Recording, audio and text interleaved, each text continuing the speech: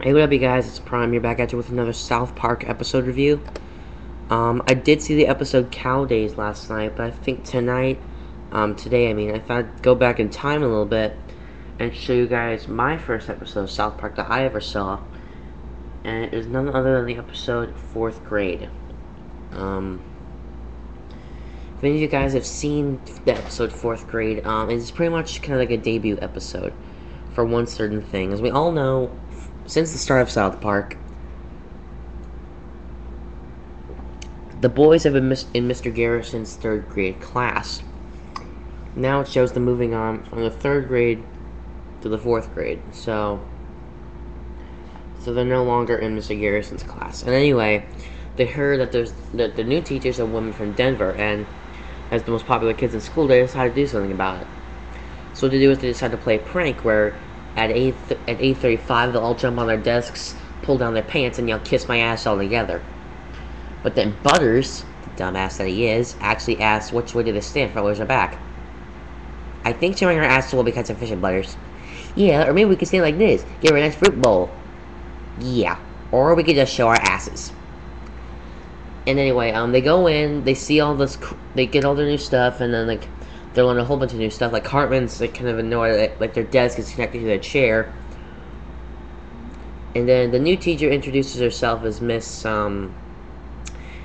Chokes on Dick. It's all one word. I'll write it down there in the description as how her full name is spelled.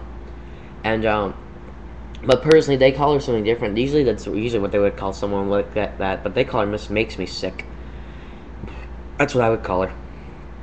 Anyway, and they're all terrified by her that they need to get strict and grow up. So apparently, Cartman is the only one that does the trick, and he has to write a 1,000-word essay on what he did. And they all start agreeing that she is a bitch, and not like Kyle's mom bitch, but just a bitch. And then they decide that 3rd grade was 1,000 times better. So what they do is they try to find a way to go back from the 4th grade back to 3rd grade. So they enlist the help of 2 Trekkies who just live right nearby.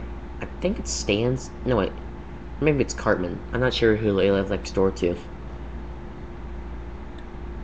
But they're they agreed that they could help them out, and they even enlist that time travel was no laughing matter, and that the 4 times the Enterprise never ever went travel back 4 times, but they almost didn't make it back. And they decided to use Timmy's wheelchair as the time travel device, as kind of like the conductor to help it. And anyway, Chef gets in a meeting with Principal Victoria and Mr. Mackey about the new teacher, and he thinks it's not much of a problem. But then when he comes in, he just goes, "Woo! Call the doctor!" And the thing that's really not most of a problem is with that Mr. Mackey and Principal Victoria find it with her is that she doesn't really like wearing a bra. And you might see this if you've seen her in any episode of South Park, let alone make a cameo appearance, but her breasts pretty much hang down to her waist, and if she ever would like to raise her arms up a little bit, they would be sticking out in the bottom. But due to FCC laws, they have to censor it. But if you guys saw the movie, if she was in the movie, I'm pretty sure it would have been uncensored. But I don't think she was in the movie. Bigger, longer, and uncut. But anyway, she demands to speak with Mr. Garrison, but ever since then, he's gone missing because he was considered gay. And Mr. Mackey says he wrote novels, and it won the Gay Pulitzer Prize since Huckleberry Finn. And Chef says that on cold nights you can still hear him wailing, "I'm not gay! I'm not gay! I'm not gay!" Did you hear that? Did you hear that? So he must have moved to Florida, huh? Crap. But anyway, the first test is an epic fail because instead of using him as a time machine, it pretty much rockets Timmy across town, and it turns it into a ticking time bomb. And they send in one of the rescuers, and the rescuers try to send in Kenny to disarm him by rolling him underneath the wheelchair, and instead he falls flat on his face. When they retract him, he scrapes on the pavement, and kills himself. That's how he dies.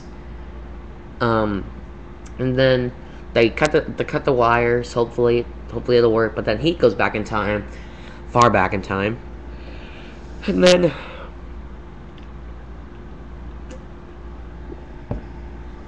the Trekkies get in an argument saying that never happened in the original 72 original Star Trek episode. And the other guy says it was 73. Personally, I don't give a damn about the original series. The Next Generation's where it's at. So, with both of them, pissed off, the boys are pretty much hopeless without another time machine. So what happens is, during this time period, Mr. Garrison, well, makes me sick, actually goes up to the mountains to find Mr. Garrison. And, she actually enlists him to help her. What things to say when a student, gives a bad remark or something like say, Cartman, if he ever would tell her to suck his balls, instead of, hitting it with an idle threat, hit it back with a vulgar suggestion, present them. Which I know this sounds wrong, but, he actually doesn't do it really in the series. Anyway, if you guys have ever seen this episode, afterward, they finally get the guys back together after, at saying, they can use the time machine to go ask the creators to start checking how many episodes there were. But then again, they go back in time. They try to, but then the teacher insists them that they'll just be reliving the past, and there won't be much hope for reliving the future. So, Cartman even feels bad because Kyle and Stan even tell him that third grade stank. Because remember with the marijuana and all that. Okay. So really, I guess it was a pretty good episode. Pretty hard to catch these days on television. But if it was ever on, check it out. It's a pretty kick-ass episode. Guess that's it. Later, guys. I'm out of here. South Park rocks.